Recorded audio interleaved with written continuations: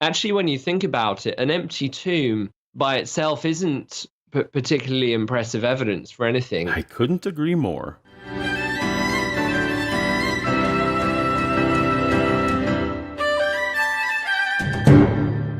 Welcome to Apologia, where a former Christian takes a look at the claims of Christians. If you're new to the channel, take a second to tap on the subscribe button so that you'll be notified when new science, theology, and news videos come out. Today is the third in our once-in-a-while series covering Capturing Christianity's 3.5-hour Loads of Evidence for the Resurrection of Jesus epic podcast featuring Dr. Callum Miller and Dr. Max Baker-Heitch. Tap on the playlist above my head if you want to catch the series from the beginning. Otherwise, we're picking up where we left off, working through the Resurrection Creed in 1 Corinthians, shifting from the burial of Jesus to the notion of an empty tomb. Good. Well, I mean, the creed is a good place to start because actually it just gives an opportunity to look at what I would say is the major argument against the historicity of the empty tomb, which is that Paul doesn't explicitly mention it in this creed. It is correct that the verse contains no mention whatsoever of a tomb, empty or otherwise. If Corinthians was our only source for the resurrection, we'd have no idea whatsoever of the manner of Jesus' burial, and would assume that Jesus' appearances were the first clues given to anyone of his return. As this is also the earliest written record of the event, we can't be confident if the empty tomb tradition was already circulating, or if that was a later development. That's the trouble with silence. It's not very helpful. An argument from silence is where you say, this source doesn't mention X, therefore X probably didn't happen. Obviously, arguments from silence are quite precarious in general, especially in ancient history. Just the mere fact that Paul doesn't explicitly mention it doesn't seem to be a very good reason to discount it. I agree. I tell you what, I promise not to say that silence proves there was no tomb, if you promise not to say that the silence proves there was a tomb. Deal? I think we can go a little bit further than that. Uh-oh. You're going to break our deal in the very next sentence, aren't you? The fact that Paul has clearly stated that Jesus was buried and then raised implies that the place in which Jesus was buried was left empty afterwards. Sure, but there's absolutely nothing here to affirm that the place where Jesus was buried was a tomb. A tomb is just one of several ways that his body could have been buried. You think a lot is implied. That's where you hide. And the implications. And so I think N.T. Wright made this point. So it says that he was buried and then that he was raised on the third day. To add, and the tomb was found empty, would be a bit like saying, and Cameron walked down the street and he used his feet. There's no need at all for Paul to add that. That analogy doesn't hold. Walking on one's feet is the most common way for a human to walk, which is why it's redundant. But if a person walks some other way, like on their hands, then it is noteworthy and somewhat anticipated to be an included detail.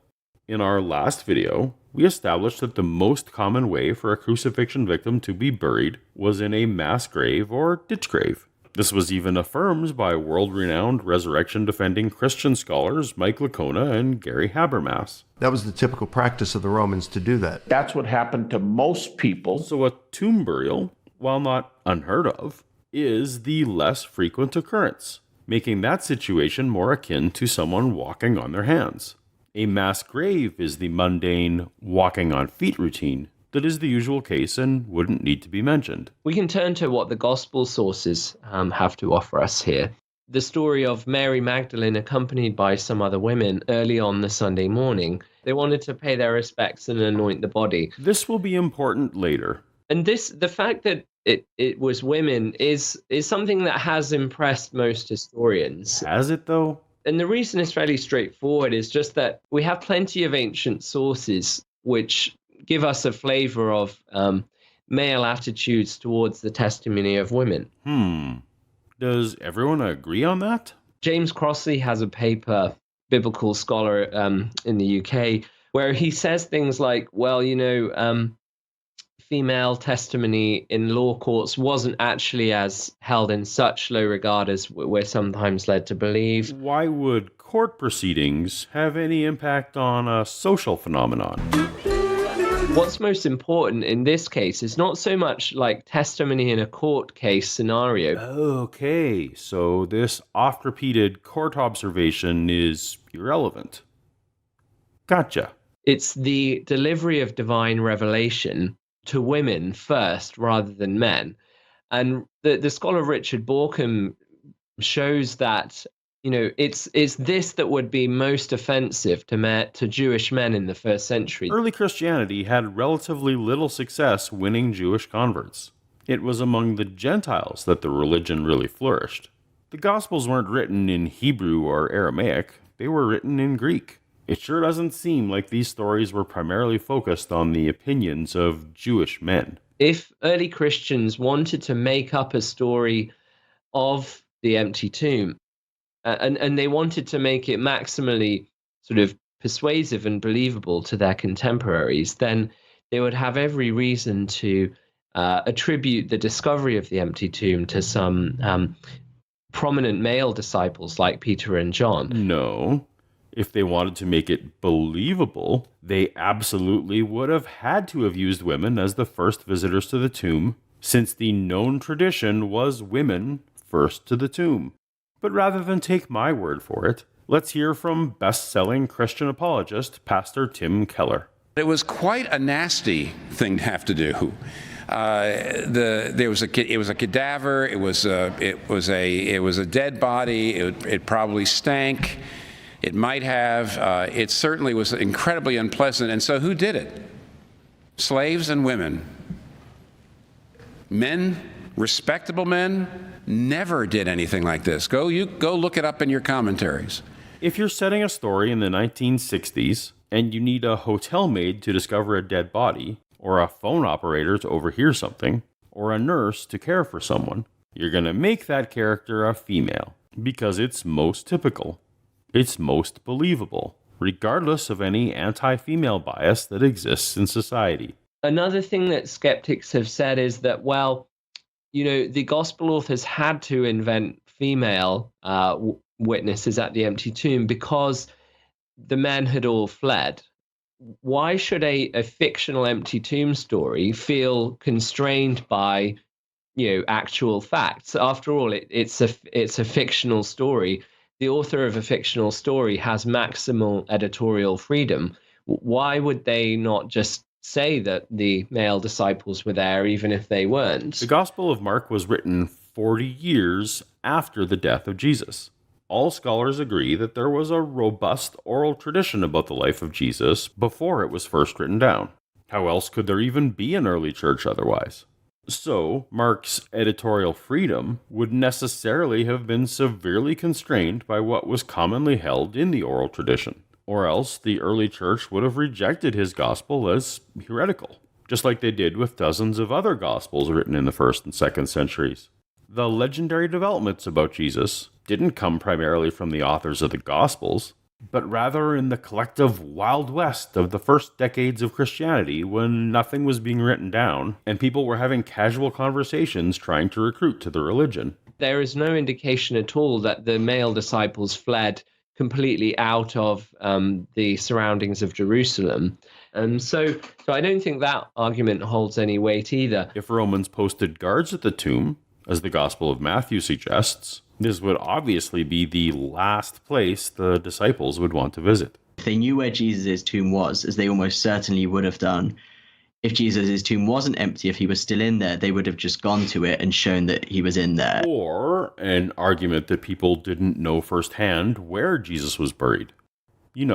Like would happen if he was tossed in a mass grave, the most common way that Roman crucifixion victims were buried. That was the typical practice of the Romans to do that. That's what happened to most people. But there's a couple of other things as well that just kind of add to this likelihood. So one is the fact that if you look at the narratives, they're fairly simple stories with little embellishment. So if you look at the later apocryphal gospels, a century or so after the canonical gospels, they say bizarre things like they went to the tomb and a talking cross came out of the tomb, and Jesus came out of the tomb with his head in the clouds, that sort of thing. All these very, very bizarre stories that clearly show a lot of embellishment. I do believe you made that up. Well, all good stories deserve embellishment. I don't know why you'd mention the non-canonical Gospels. Those just serve to highlight the fact that the legend of Jesus was growing in the decades before the Gospel of Mark, and didn't stop growing and growing after the Gospel of Mark. Most Christians don't even know about these books. But actually, if you look at the Gospel accounts, there's very little embellishment. Little embellishment is in the eye of the beholder. The Gospel of Mark is the first written. It is the shortest, and actually ends with the women keeping the news secret, and contains no post-resurrection Jesus appearances at all. Matthew adds the guards at the tomb. An earthquake upgrades the men to a glowing angel, and adds a Jesus appearance. Luke adds Peter running to the tomb. Finally, John adds a shape-shifting Jesus. This is a growing legend. And the fact that the story continued to grow for decades after the Gospels that Callum finds to be reliable is a demonstration that in the first century, people were prioritizing sensational storytelling over historicity. If that's true with the non-canonicals, why would it not be true of the canonical? If you look at Matthew 28, it records the Jewish response. And the Jewish response isn't, you've lost the tomb, or you've got the wrong one, or that he's still in the tomb. The Jewish response is that the disciples had stolen the body. Well, you've got the gospel writers telling us about what their opposition was saying. We don't have the words of the opposition themselves. They didn't have the word straw man, but I'm sure the concept existed.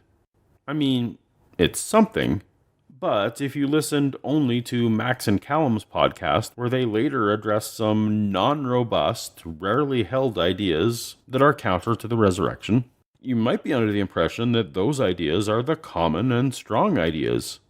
And you'd be wrong. And similarly, if you look at later writings like Justin Martyr, he kind of suggests the early Jewish response was the same. Well, Justin Martyr quotes the Gospels throughout his writing, so he's hardly an independent source to corroborate the Gospels.